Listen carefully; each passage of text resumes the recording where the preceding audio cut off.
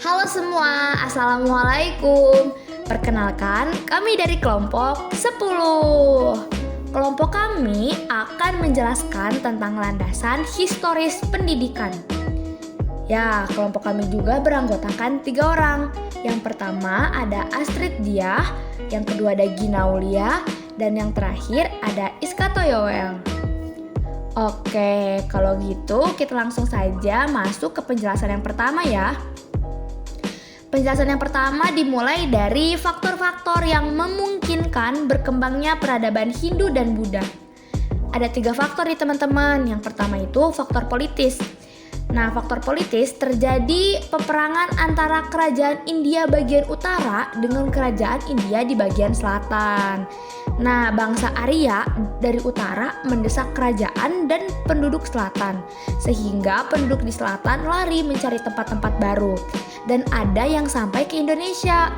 Karena itu peradaban yang masuk ke Indonesia. Nah, Nusantara dipengaruhi oleh bangsa India dari bagian selatan. Yang kedua ada faktor ekonomi atau geografis. Indonesia terletak antara India dan dataran Tiongkok, di mana pada waktu telah terjadi perdagangan antar India dan Tiongkok melalui jalan laut. Akibatnya banyak orang India dan Tiongkok bergaul dengan bangsa Indonesia dari mulai perdagangan sampai terjadi koloni yang berdatangan dari India dan Tiongkok. Selanjutnya ada faktor kultural. Tingkat peradaban bangsa India lebih tinggi dibandingkan dengan penduduk asli di Nusantara. Mereka sudah mengenal sistem pemerintahan yang teratur dalam bentuk kerajaan. Mereka telah mengenal tulisan dan karya sastra yang tinggi. Nah, fakta sejarah membuktikan dengan ditemukannya prasasti batu bertulis dengan huruf Palawa dan bahasa Sangsekerta yang menjelaskan tentang adanya kerajaan tertua di Kalimantan, yaitu di Kutai pada abad ke-5 Masehi dan kerajaan Tarumanegara di Jawa Barat. Selanjutnya kita masuk ke pembahasan Hinduisme dan Buddhisme. Agama Hindu di India terbagi menjadi 2 golongan besar, yaitu Brahmanisme dan Shivaisme. Hinduisme yang datang ke Indonesia adalah Shivaisme, yang pertama kali dibawa oleh seorang Brahmana yang bernama Agastya. Agama Buddha adalah agama yang dibesarkan oleh Siddhartha Gautama di India. Kemudian terpecah menjadi 2 aliran, yaitu Mahayana dan Hinayana. Yang berkembang di Indonesia adalah Buddha Hinayana. Nah, agama Buddha sendiri berkembang pada masa kerajaan Sriwijaya di Sumatera. Pendidikan Hindu dan Buddha. Pendidikan formal atau biasa diselenggarakan oleh kerajaan pada zaman Hindu terjadi di kerajaan Tarumanegara, Kutai sudah berkembang. Materi pelajaran berpusat pada ajaran keagamaan, membaca dan menulis huruf Palawa dan bahasa Sangsekerta. Keterampilan membuat candi dan patung-patung tidak terlepas dari inspirasi ajaran agama. Dapat diajarkan secara formal oleh pemahat atau mereka belajar langsung dari orang tua. Nah, demikian juga cara bela diri atau berperang. Pendidikan pada zaman Hindu lebih tepat dikatakan sebagai perguruan, di mana para murid berguru pada para cendekia. Kalau pendidikan formal pada zaman Buddha berkembang di kerajaan Sriwijaya yang berpusat di Palembang. Nah, sudah terdapat perguruan yang mayoritas muridnya berasal dari Indochina, Jepang, dan Tiongkok. Guru yang terkenal pada saat itu adalah Dharmapala. Tujuan pendidikan. Tujuan pendidikan identik dengan tujuan hidup, yaitu manusia hidup untuk mencapai moksa bagi agama Hindu dan nirwana bagi agama Buddha. Secara khusus mungkin dapat dibedakan. 1. Bagi kaum Brahmana, pendidikan adalah untuk menguasai kitab suci. 2. Bagi golongan kesatria, pendidikan untuk memiliki pengetahuan teoritis yang berkaitan dengan pemerintahan. 3. Bagi rakyat biasa, salah satu tujuan dari pendidikan adalah untuk memiliki keterampilan yang dibutuhkan dalam hidup. Nah, sifat-sifat pendidikan. Beberapa sifat pendidikan yang menonjol pada saat itu adalah 1. Informal, karena pendidikan masih bersatu dengan proses kehidupan. 2. Berpusat pada religi, karena kehidupan atas dasar keagamaan, kepercayaan, dan keagamaan menguasai segalanya. 3. Penghormatan yang tinggi pada guru, karena gurunya adalah kaum Brahmana dan mengabdi tanpa pamrih, dan mereka mengabdi tanpa pamrih.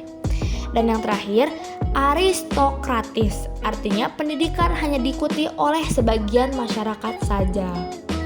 Oke, penjelasan selanjutnya akan dijelaskan oleh teman saya, Astrid. Selanjutnya ada jenis-jenis pendidikan di zaman kerajaan Hindu dan Buddha. Pertama, pendidikan intelektual. Pendidikan ini dikhususkan untuk menguasai kitab-kitab suci. Yang kedua ada pendidikan kesatriaan.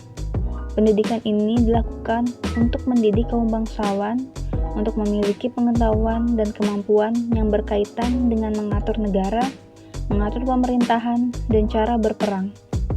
Yang ketiga ada pendidikan keterampilan. Pendidikan ini diajukan untuk masyarakat biasa, berlangsung secara informal, dan disesuaikan dengan keterampilan yang dimiliki oleh orang tuanya. Berikut lembaga pendidikan yang ada di zaman kerajaan Hindu dan Buddha. Yang pertama ada pecatrikan atau padepokan, kedua ada pura, ketiga ada peterpaan, yang keempat ada keluarga. Selanjutnya, perkembangan ilmu pengetahuan dan karya seni di zaman kerajaan Hindu dan Buddha. Pada zaman jayanya kerajaan Hindu dan Buddha, perkembangan ilmu pengetahuan dan karya seninya sangatlah tinggi.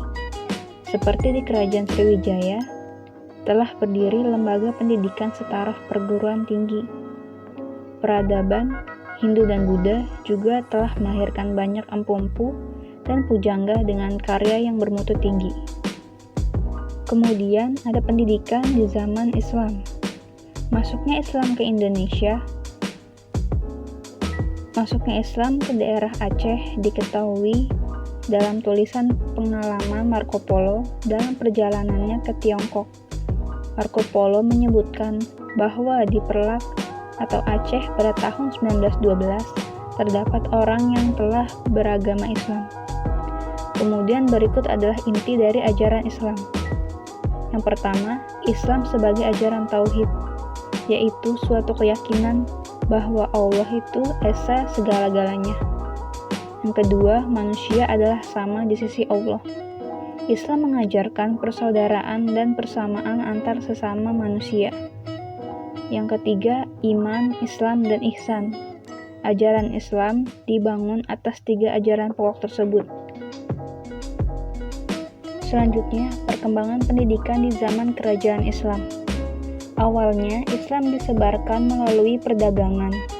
Para pedagang, selain berdagang, ia juga membawa misi menyebarkan agama Islam. Pendidikan Islam di Jawa mulai teratur sejak seorang ulama bernama Maulana Malik Ibrahim mengajarkan agama secara khusus di rumahnya. Kemudian, ia juga mendirikan langgar di Gresik. Dalam penyebaran agama dan pendidikan Islam, para ulama Islam di Jawa pada waktu disebut wali telah banyak menentukan bagi perkembangan dan kemajuan pendidikan Islam. Kemudian dasar dan tujuan pendidikan. Dasar ajaran Islam ialah keyakinan terhadap Allah Subhanahu wa Ta'ala yang Maha Esa, termasuk rukun iman yang berjumlah 6, dan melaksanakan semua syariat Allah Subhanahu wa Ta'ala dan melakukan amal soleh. Sedangkan tujuannya yaitu haruslah dalam kerangka meningkatkan pengabdian manusia kepada Allah. Lembaga-lembaga pendidikan yang ada di zaman Islam. Pertama ada langgar, merupakan pendidikan pendahuluan dalam belajar agama Islam.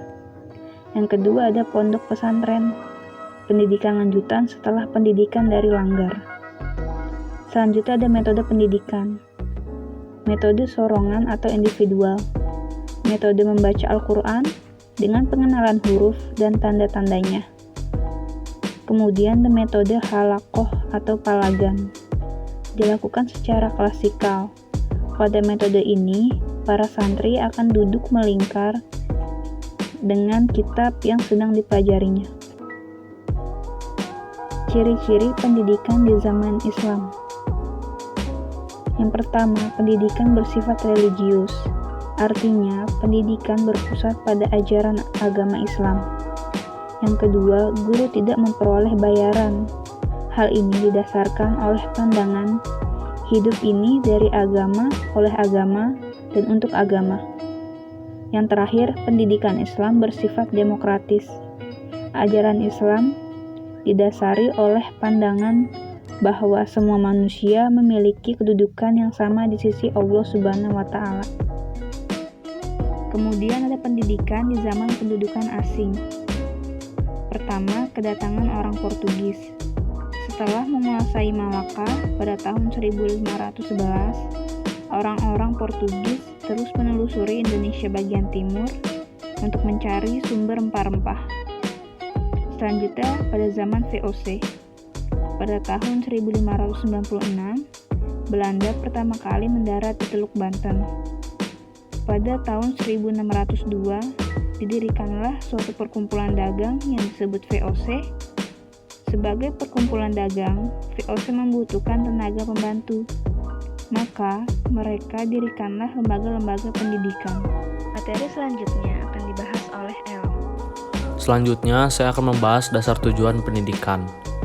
Yang pertama, untuk mengembangkan ajaran Kristen Protestan.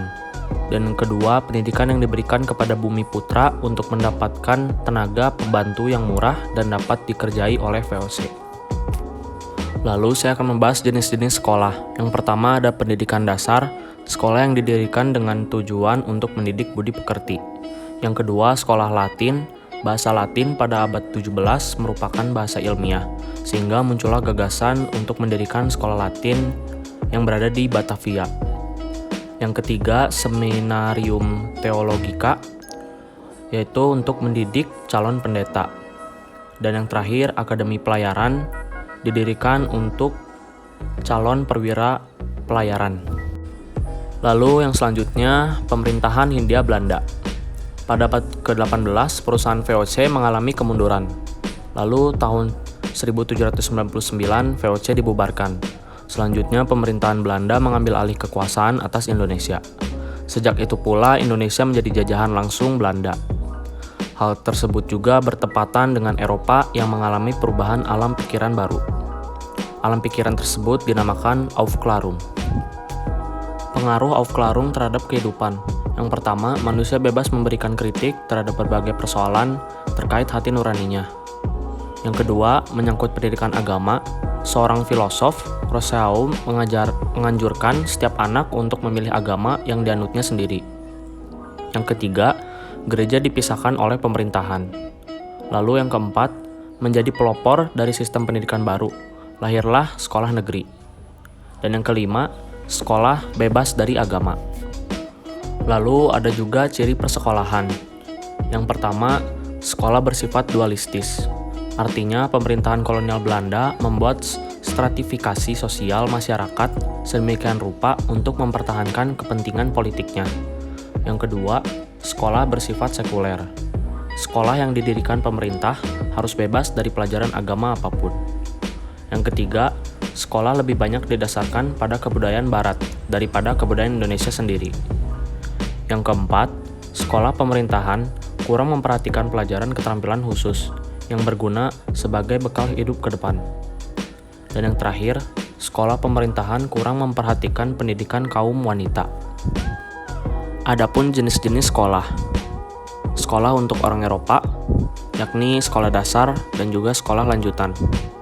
Lalu ada juga sekolah bumi putra, yaitu sekolah rakyat, sekolah raja, dan juga sekolah lanjutan. Dan yang terakhir, sekolah kejuruan, yaitu sekolah pertukangan, sekolah pendidikan guru, dan juga sekolah gadis. Adapun pendidikan Hindia Belanda sejak 1900. Lahirnya politik etis. Politik etis lahir dari keadaan bangsa Belanda yang telah menggeruk keuntungan dari Indonesia.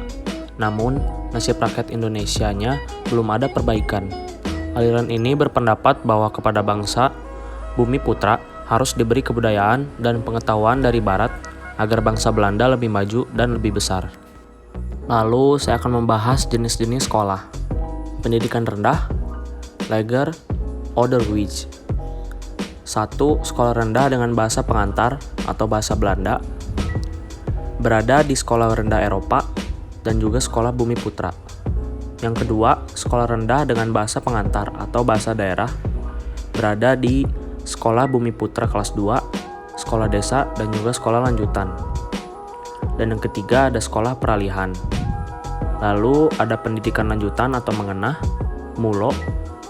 1. MULO atau Meer Uitgebreid Lager Onderwijs. Yang kedua ada AMS, Algemene Middelbare School. Dan yang ketiga HBS atau Hogere Burger School. Berikutnya ada pendidikan kejuruan, yakni sekolah pertukangan berbahasa daerah, sekolah pertukangan berbahasa Belanda, sekolah teknik, sekolah dagang, pendidikan pertanian, pendidikan kejuruan kewanitaan, pendidikan keguruan. Lalu ada pendidikan tinggi, yaitu pendidikan tinggi kedokteran, pendidikan tinggi hukum, dan pendidikan tinggi teknik. Dan yang terakhir ada pendidikan swasta oleh Bumi Putra. Yang pertama Muhammadiyah, yang kedua Taman Siswa, dan yang ketiga INS atau Indonesia Nederlandse School. Cukup sekian penjelasan tentang landasan historis pendidikan dari kami. Kurang lebihnya mohon maaf. Wassalamualaikum warahmatullahi wabarakatuh.